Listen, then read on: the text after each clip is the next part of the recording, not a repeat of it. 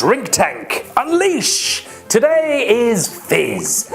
Bubbles make the world seem lighter. Fact. But it's not all champagne. That may be the headline, but there's English Fizz, Italian Prosecco, Spanish Cava, and sparkling wines from all over the globe. In the name of love, let's pop 'em!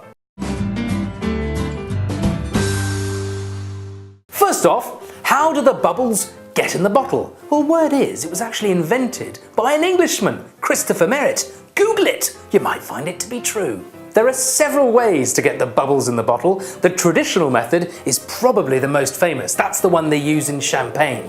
You make a still wine, then you add yeast and sugar to the bottle and reseal it for a magical secondary fermentation. Ooh, it's awesome. The other way is the tank method, where you add the yeast and the sugar in a giant tank and bottle it under pressure. You may not get so much finesse, but you might find some good value.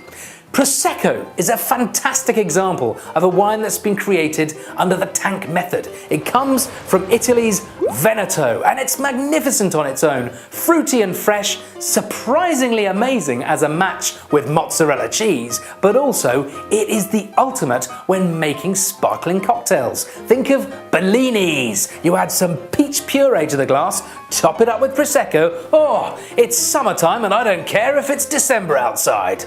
Cava is another one. That's Spanish fizz made from local Spanish grapes but made in the traditional method. There's some finesse to the bubbles, but the flavour is completely unique from those local grapes. It goes magnificently with a dose of tapas. Think green olives, a slice of ham. But more recently, Chardonnay, international grape variety, is being used, which gives it a more international style.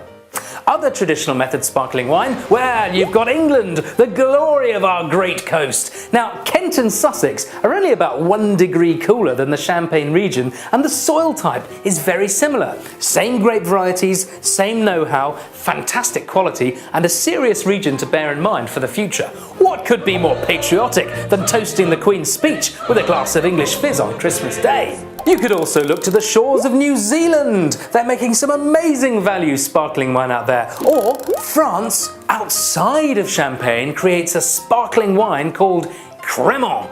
It is made in the traditional method, same as Champagne, but often at far, far cheaper prices. Limoux is a wonderful region to look for classy Crémant.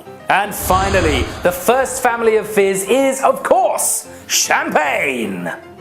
Champagne is made from 3 grape varieties, Pinot Noir, Pinot Meunier and Chardonnay, and they're selected from 3 possible sites: village level, Premier Cru, which is awesome, and Grand Cru, which is like drinking the milk of the gods. Now, Champagne is thought of as being crisp, but you can also find everything from bone-dry Brut Nature right through to sweet champagne with everything in between. Blanc de Blanc champagne is made from white grapes and it's bright and zinging.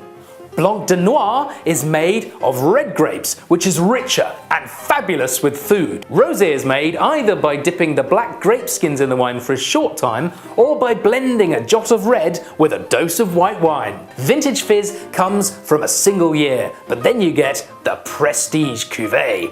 That only comes from the very top years with the very best grapes from the very best vintage sites, Grand Cru and maybe a touch of Premier Cru, and with careful handling and aging in the cellar.